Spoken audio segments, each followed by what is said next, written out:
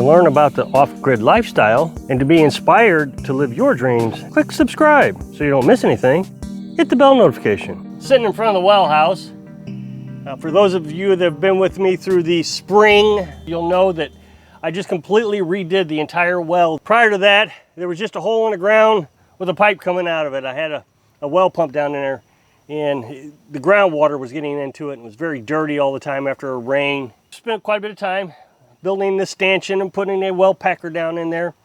I reconcreted the whole floor, built this well house, and now you can see that it's actually becoming a storage area. We got a couple shelves in here.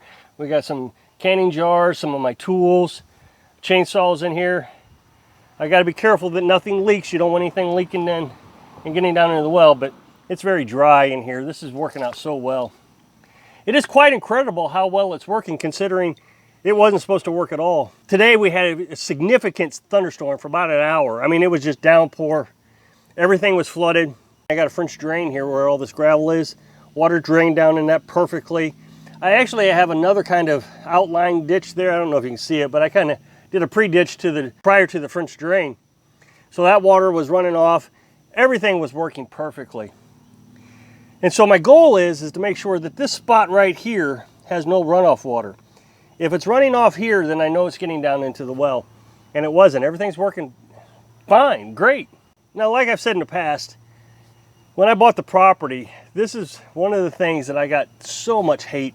They just knew that this was going to be the demise of our off-grid lifestyle, was this well. That the well wasn't going to be able to be repaired. We couldn't do it the way we wanted to do it. I've had YouTubers tell me that this wasn't going to work. Just endless amounts of hate. Now, a lot of people will tell me, just ignore the haters. You're doing great, Rob. But as much hate as you get and no positive feedback, it's hard to ignore. You start to think, maybe I did do something wrong. I literally had 3 or 4 YouTube videos that I was relying on to tell me how to put a well packer into the well.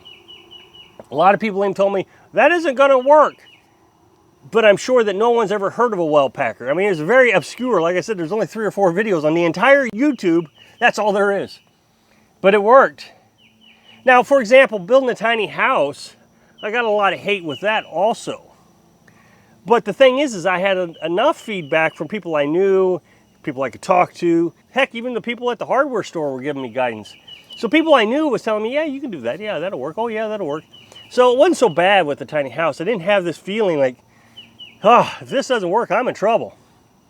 Because I had that positive reinforcement. I'm glad the haters hated, and I'm glad I was able to prove them wrong. The thing is I wonder if those haters are still watching. My suspicions are they're not. My suspicions are they got so mad at me because I didn't do what they told me to do that they stopped watching. But it would be fun if somebody would say, wow, I didn't think that would work. Great job. So now I told you I'm going to build another chicken coop out of this coroplast. This is what I got wrapped around my camper. We lived in that camper for, what, 4 years, 3 years? Yeah, and I'm going to use it again. This stuff works great. It's flexible. It's like cardboard, except it's plastic. Get it at Home Depot. Maybe you can see the corrugation there. I got to build the floor. I'm going to build it out of wire mesh, hardware cloth. Then I'll wrap this around. It won't be the sturdiest thing in the world, but it'll be temporary. And then when I'm done using it, I can put it away because I'm only going to use this for our meat birds. We'll butcher the meat birds in October. Then I can store it for the winter, pull it back out next spring, and put it back together. I'll use zip ties. So other than the floor, this thing will be all put together with zip ties. Very easy construction, not a lot of work. But the reason I wasn't able to work on it today is because it rained this morning. And I'm not going to work in the evening, especially after a rain. It's going to be 90 degrees today and 100% humidity. It's going to be hot. So I'm not going to work in that kind of heat. I'll do it in the morning. This is not a big deal. I'm still waiting on another tent that I've been using for the chickens. You know, that patio tent that you can buy for camping. We'll probably have meat chickens by July is our goal.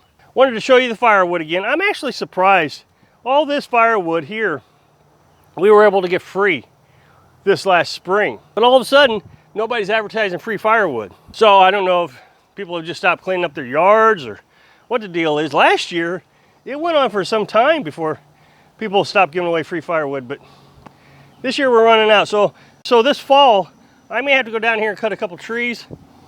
Although I do keep saying that that tree right there is gonna have to go. I'll have to hire someone to do that. I'm not gonna cut that tree down over the roof like that. That one's gonna have to go, and then we'll see where we're at with the firewood. I might have to go down in the woods, cut a tree or two. I really don't want to. Preserve that as long as I can. As I said before, this is my retirement here. I'm gonna use about 1 cord a year. I got 8 cords here now. I wanna have 15 cords. And I always wanna have 15 cords. Now a lot of people say you can't have 15 cords, it'll rot on you.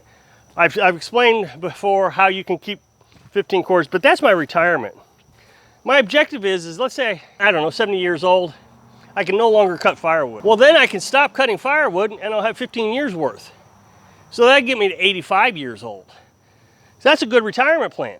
But I was just told by a commenter, again, you know, these people who just can't seem to wrap their heads around the idea that you can do this.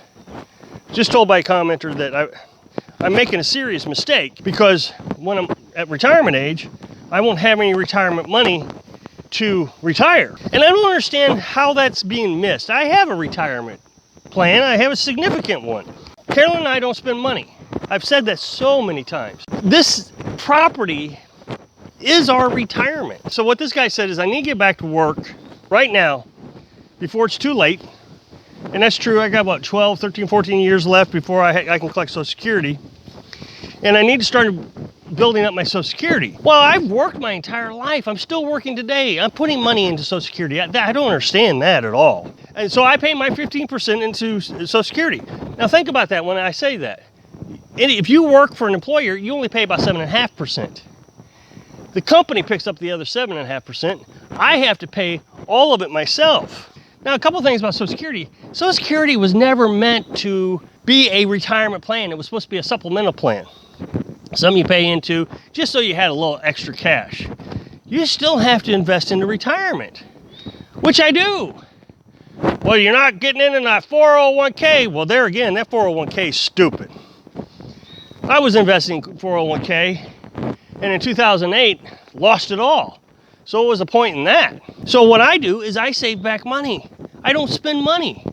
I have an emergency fund, and I also have a savings account that we rarely tap into. The biggest expense we've made is we built a tiny house for $5,000. We bought this piece of property for $4,200, and we bought a lawnmower. That's the biggest expenses we've made in, say, I don't know, 5 or 6 years.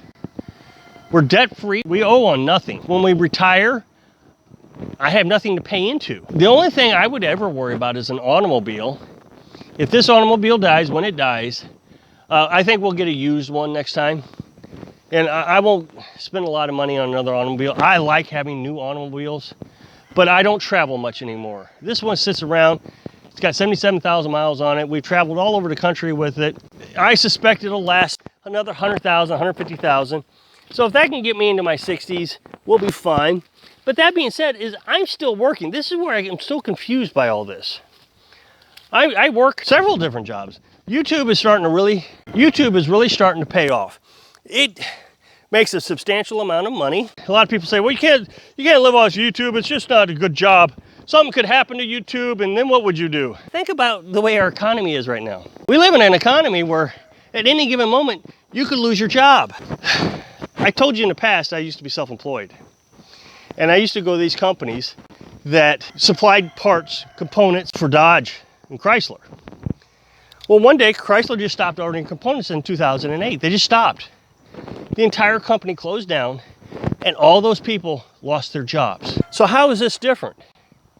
If YouTube shuts down, and I all of a sudden can't make YouTube videos anymore, how is that different than a manufacturing company shutting down and laying you off? You don't have a job. So it's the same thing.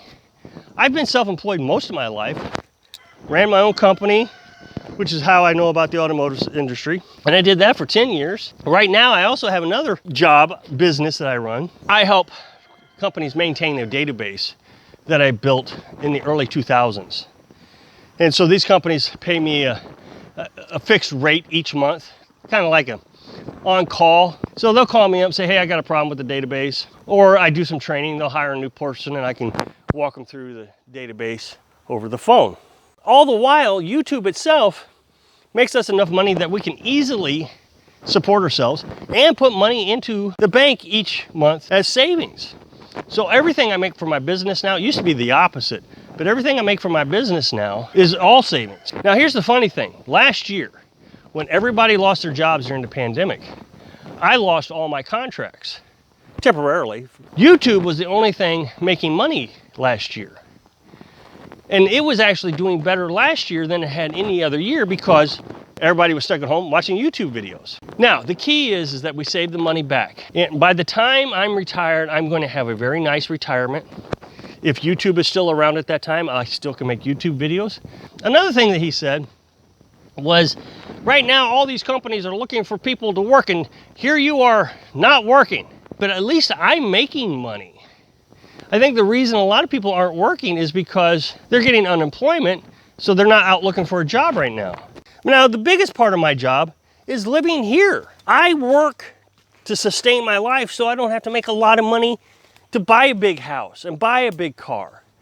I can feed my chickens for a lot less than what it costs to go to the grocery store and buy food.